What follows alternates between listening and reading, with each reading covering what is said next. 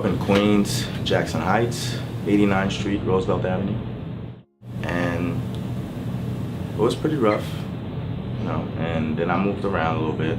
From there to Queens Village, from Queens Village to South Ozone Park, from Ozone Park to Jamaica Estates. I chose business technology as my profession because growing up, one of the things I've noticed is that technology has something they call a level playing field. It really judges you by your performance because technology doesn't have a sense of who you are. So I felt like if you want to go to a place where you can actually perform and your performance be judged on its own merit, people actually rarely get to meet people after they've survived cancer. So 5 years later, I've had multiple myeloma 5 years ago.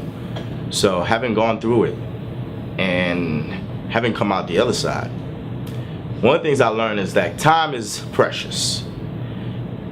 Energy is precious. And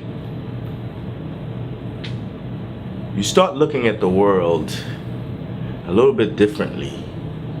You know, there's less time for figuring things out and more time for actually doing things. I don't know if that makes sense.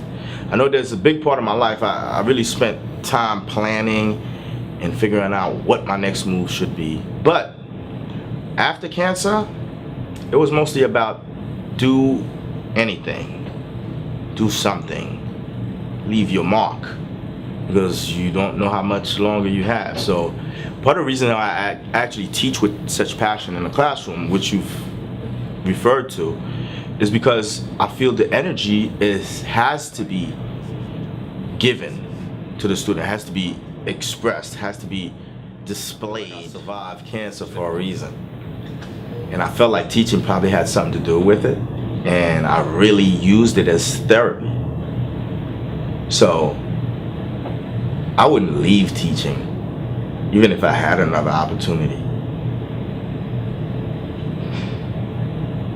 Because it's therapy at the same time. It's not just salary. You know, I get to meet new people like yourselves. Make me feel important. I've never gotten filmed before. So I feel very important. And I couldn't get that outside of here. That's personal too. There's 5 of you here? I'm counting 5. You get that, right? I can share it with a small. I felt like there was something I had to give to the students. But while I was sick, somebody else had to teach the class. And they did.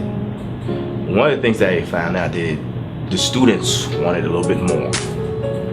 So when I came back, it was like pressing for me to just at least teach those 2 classes again, even if I wasn't teaching anything else. So to answer your question, it's an honor. It's never stressful.